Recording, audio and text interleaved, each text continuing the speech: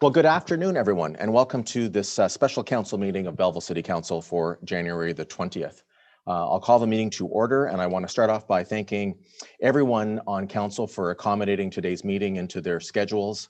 I wanted to ensure that all members of council would be present for this important meeting, and I appreciate your cooperation in allowing that to happen. I will state that we are all here in attendance and ask if there are any disclosures of pecuniary interest. Councillor Carr. I've got no audio. Okay, let's I can't just hear anybody on my side. Okay, can you hear me at all? I'm assuming not. Is your speakers muted, Councillor Carr?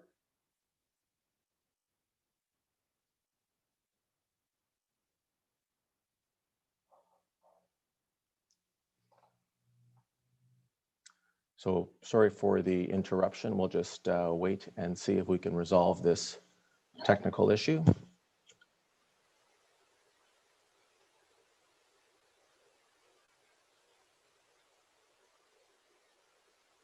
I see Councillor Carr is typing. So what I'll do is I will just go through, we'll come back to the disclosure of pecuniary interest when Councillor Carr is able to hear the audio.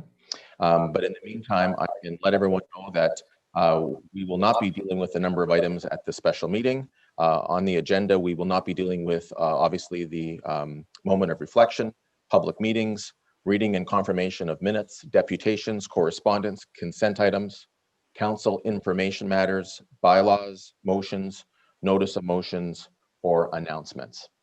So we'll just wait to have Councillor Carr's audio issues corrected.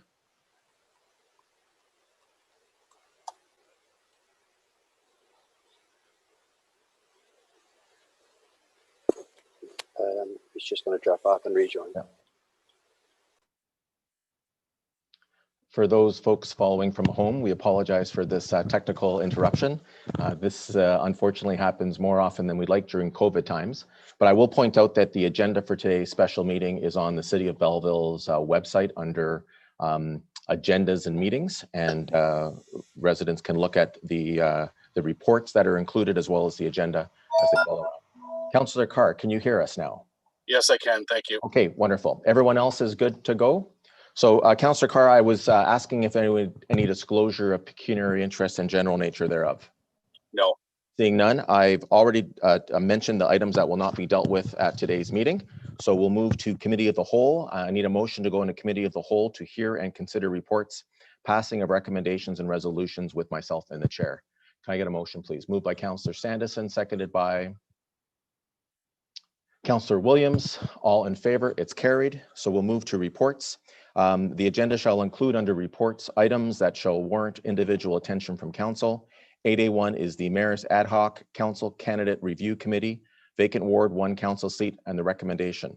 It is the Director of Corporate Services, Clerk's Report number DCS 2020-02, and the resolution is that the Director of Corporate Services, Clerk's Report number DCS 2021-02, Mayor's Ad Hoc Council Candidate Review Committee, vacant Ward 1 council seat, recommendation be received. Can I get that on the floor, please? Moved by Councillor McCaw, seconded by Councillor Sandison. Discussion. Councillor Carr. Thank you. No discussion, just wish for a recorded vote, please. Sure. Anyone else on this item for discussion? Okay, I have a couple of comments then to make if no one else wants to speak. Again, as I said at the beginning of the meeting, thank you to everyone for accommodating today's meeting into their schedules. This is an important decision and I appreciate all of us being able to participate. I want to extend a big thank you to the members of the ad hoc committee for their work in reviewing the applicants and presenting their recommendation. It is very gratifying to see such well-respected and busy people serve our community in a volunteer capacity. I will be sending a letter to each of them expressing our gratitude. I also want to thank each member of our community who applied to be considered for this vacancy, and I will also be writing to them. Every single person who applied has much to contribute to our city. I hope they will continue to be interested in serving. In reviewing the list of applicants, it looks like for many, this is a first time or a first step taken to serve on City Council. I hope that having taken this step, each of them will present themselves for election in the future. They can count on me to assist them in coming to that decision by providing information, suggestions, and encouragement. However, I can help. Public service is an honor and it's a privilege, and I know it is a goal for each of us to have more of our residents participate. I also want to recognize the courage it took for all of these applicants to come forward. It is unacceptable behavior to intimidate, or as I understand the term now is dox, and bully in order to discourage qualified individuals from submitting applications. I have been told by some that they would have applied, but for this behavior. And we even have seen some applicants withdraw from the process. Some who were never even going to apply were accused of already having been selected and were contacted at their workplace with heavy suggestions that they should not seek this position. We've received letters, including one sent under a pseudonym to members of the ad hoc committee, sent to their actual workplaces, criticizing their involvement with disrespectful and classless comments. Now, this is totally unacceptable, particularly when these individuals only wanted to serve our community. I understand some feel very passionately about this issue, but we all know we've gone too far when that passion is used to bully and intimidate rather than to exchange in a respectful dialogue the different points of view. None of us support some of the things that we have seen. We are the friendly city, and we are an inclusive community where there is respect for different points of view, even when we disagree. We must always find a way to be able to disagree without being disagreeable. You know, on December the 14th and before and afterwards, I have listened intently to what has been said. I've listened to all the different comments. I've heard several really important points, and I recognize the sharp divide between what many consider proper representation on the one hand and the results of the previous election on the other. For me, this is a matter of gender and whether in 2021 we should have a city council comprised of 8 men and 1 woman when we have the ability to do something about that. Regardless of our choice today, our situation puts us in a challenging position to properly represent our community. Residents and non-residents alike recognize the lack of diversity and regularly remind us. This is precisely why the Municipal Act allows for appointments and why the ministry policy provides direction for councils to consider underrepresented sectors of communities. This process, outlined in the Municipal Act, is designed precisely for instances such as where we find ourselves now, where the composition of council is not reflective of the diversity of a community. It is not designed to cast blame, but instead asks us to address the matter of diversity, just as the policy of the Ministry of Municipal Affairs and Housing clearly states. There are communities in Ontario that use both methods to fill vacancies as permitted under the law, just like some use different voting systems. Some municipalities appoint replacement members of council in different ways. That does not mean they are more or less democratic than us. There are different provinces in Canada which use different rules to fill vacancies, including some that use only special elections. That does not mean that Ontario is more or less democratic. And there are different jurisdictions that elect many more positions, including judges and police chiefs or sheriffs as they refer to them. And that does not mean that they are more or less democratic than us. It just means that they use a different process. You know, interestingly, some of those jurisdictions that elect their judges also have their governors appoint senators to fill a vacancy.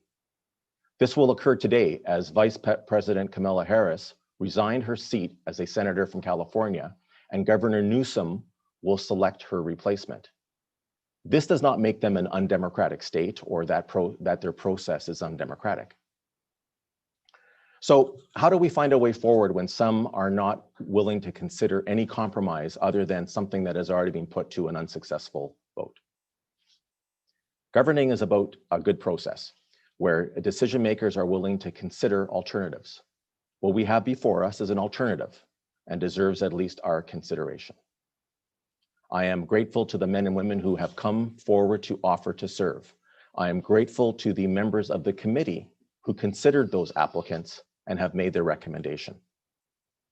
It is a decision for council to make, and I will respect that decision just as I have with all decisions we've taken over the past 25 months. It will then be my job to help implement our decision. I choose to look at this from the perspective that in spite of the climate, we have had 19 individuals who applied.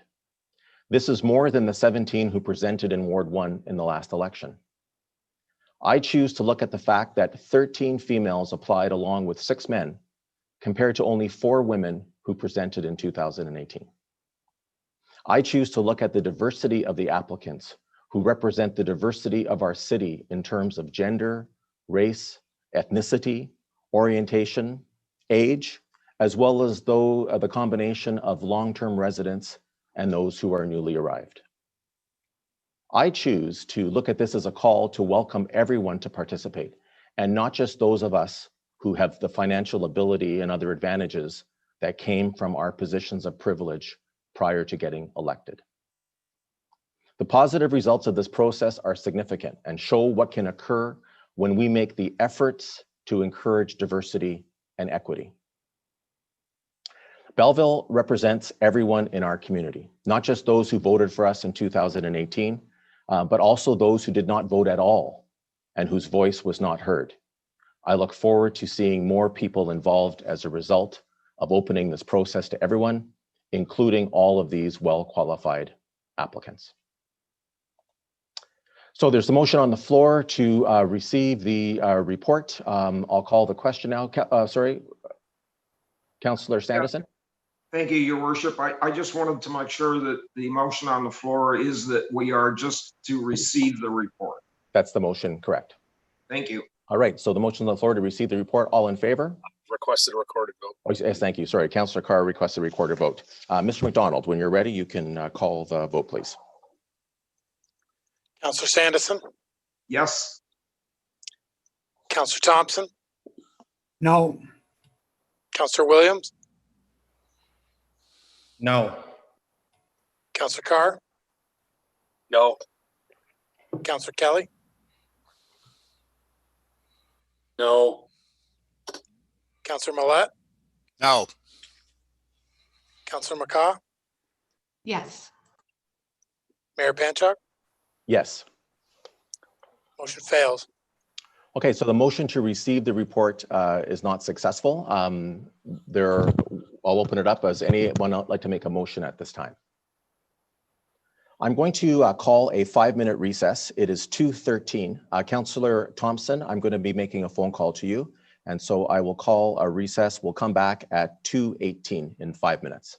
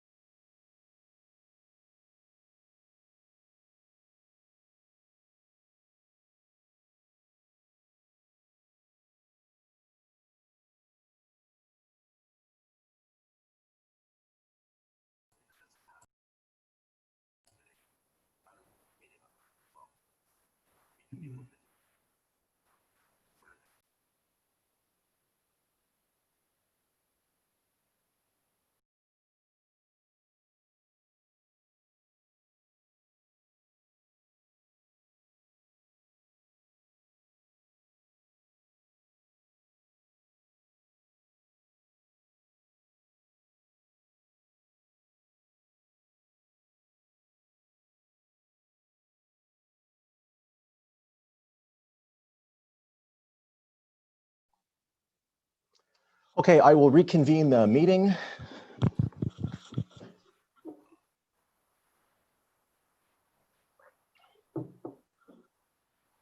Just wait till we get everyone else back online here.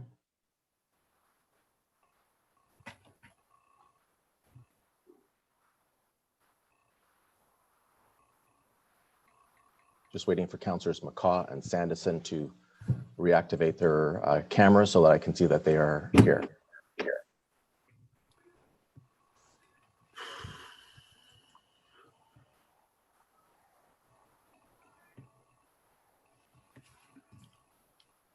So Councillor McCaw, I think you've activated your microphone. Oh, there you go. Okay, good. All right, thank you very much, colleagues, and thank you for everyone who's watching for their patience. I had asked for a brief recess because I wanted to contact Councillor Thompson to ask him to bring forward his motion of reconsideration now rather than waiting on till Monday. I wanted to do that for a couple of reasons because I think it is in order now and it would have support.